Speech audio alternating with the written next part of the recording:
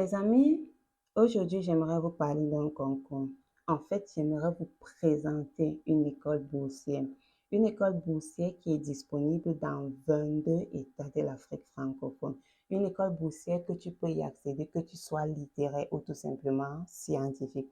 Une école boursière que lorsque tu as y accès par avoir le concours, tu obtiens ta bourse, tu fais tes 2 ans de formation, tu sors, tu peux travailler dans la fonction publique, tu peux travailler dans des organisations internationales, tu peux travailler dans des instituts de statistiques ou tout simplement des recherches ou tout simplement décider de travailler dans le secteur privé. Alors, l'école dont il est question aujourd'hui, c'est tout simplement de l'Institut de la formation et de la recherche démographique, IFOD. IFOD se trouve notamment à Yaoundé au Cameroun. Mais comme on a dit, 22 États africains peuvent accéder à ce concours. Maintenant, lorsqu'on parle d'IFOD, on parle de démographie. La démographie, donc, ça sera tout simplement l'étude de la population, recenser la population, ainsi de suite, l'étudier, connaître comment est-ce qu'elle évolue, comment, par exemple, on peut, par exemple, ils peuvent, par exemple, je pense, déterminer le nombre d'habitants, approximativement le nombre d'habitants d'Abidjan, peut-être en 2035, et ainsi de suite. Donc, on s'intéresse là à la population. Maintenant, lorsque vous arrivez à intégrer IFOD, quels sont les débouchés?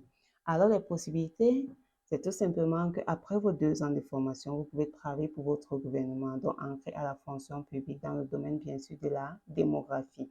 Vous pouvez travailler, par exemple, pour une ONG, une organisation internationale comme l'UNICEF, comme l'ONU Femmes, ainsi de suite.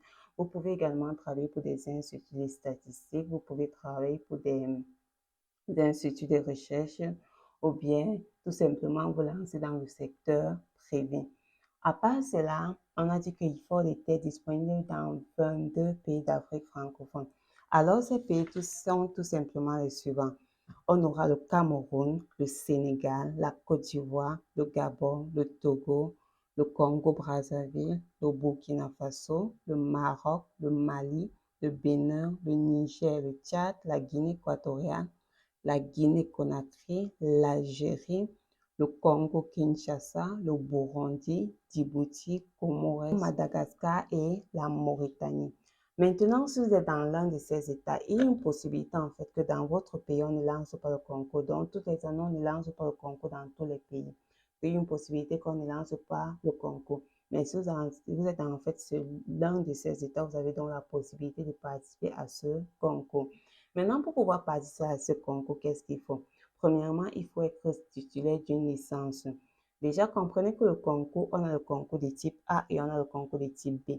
Le concours de type A, en fait, c'est pour les littéraires. Donc, lorsqu'on a une licence, par exemple, en géographie, en sociologie, en anthropologie, en démographie ou tout simplement tout diplôme similaire à cela, vous pouvez faire le concours de type A. Toute licence, en fait, similaire à cela, vous pouvez faire le concours de type A.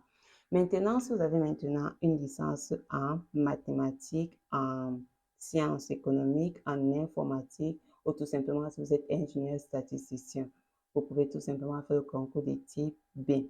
Maintenant, il y a également les bourses. Donc, vous devez passer au concours et obtenir une bourse. Mais en ce qui concerne les bourses, c'est généralement votre gouvernement peut vous donner des bourses, tout simplement des organisations ou encore tout simplement certains peuvent décider en fait de eux-mêmes payer leurs frais. Donc, certains peuvent décider de payer leurs frais, par exemple, pour avoir des conditions meilleures, ainsi de suite. À part cela, lorsque vous partez faire le concours de l'IFOD, il y a 3 matières. Dans les matières qui viennent au concours, on en a 3. La culture générale, c'est pour les 2 types. Ils ont la même épreuve de culture générale qui dure 4 heures. Ils ont également une épreuve de mathématiques type A et type B, une épreuve de mathématiques. Maintenant, c'est différent. Donc, pour ceux de la littéraire, ça serait bien sûr plus abordable que pour les scientifiques. Maintenant, à part ça, on a également une épreuve de probabilité et de statistiques. N'oublions pas, c'est l'étude de la population, de dénombrement, calculer, compter, ainsi de suite. Il y a une probabilité des statistiques et, pardon, une épreuve de probabilité et de statistiques. Bien sûr, une pour la A, pour le concours type A et une pour le concours type B. Bien sûr, niveau de difficulté différent. Maintenant, en ce qui concerne l'âge, alors l'âge varie suivant les pays. Mais pour prendre un exemple, si nous prenons par exemple pour cette année en 2024, l'âge était 17-31 ans. Donc, si vous vous trouvez dans la tranche d'âge là et que vous avez les diplômes requis, vous pouvez tout simplement faire le concours. Mais hormis ça, il y a souvent un petit nota bene dont les personnes, par exemple, handicapées, peuvent tout simplement avoir une plage de 5 ans de plus. Ils peuvent, par exemple, aller jusqu'à 36 ans. Maintenant, en ce qui concerne la date du concours, ça varie également suivant les pays. Mais pour prendre encore l'exemple du Cameroun, on peut tout simplement dire qu'en 2024, ils ont composé en février, du 20 au 21 février. Mais le dépôt des dossiers se fait bien avant. Donc, c'était plutôt en décembre.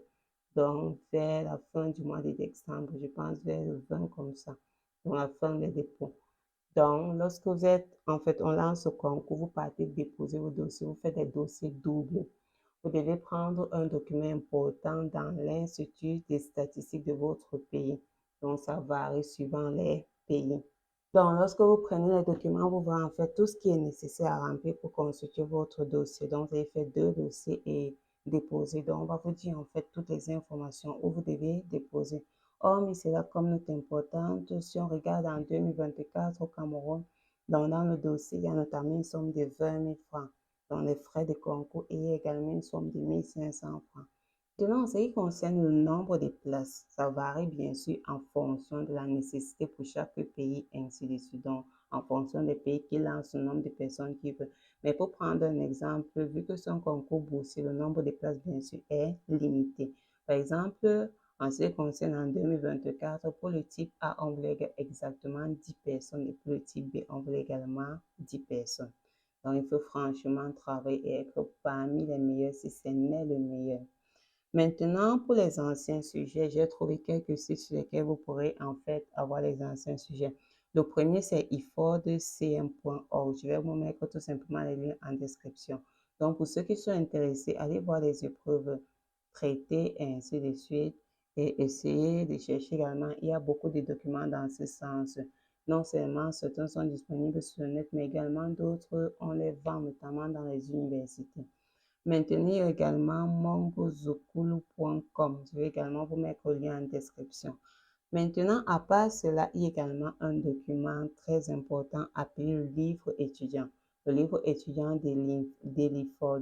Ça en fait détaille tout le processus, c'est-à-dire par exemple du concours. Par exemple, si tu es étranger, lorsque tu vas venir te former au Cameroun, qu'est-ce qui va se passer pour que, en fait, comment est-ce qu'on va t'accueillir, comment est-ce que ça va se passer, de quoi est-ce que tu as besoin, par exemple, pour résider dans le pays pendant combien de temps, comment tu serais hébergé et tout cela.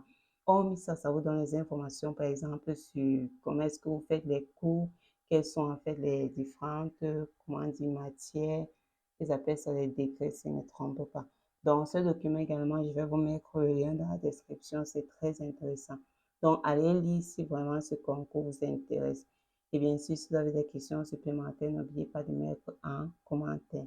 Je vous dis merci d'avoir regardé la vidéo et à la prochaine.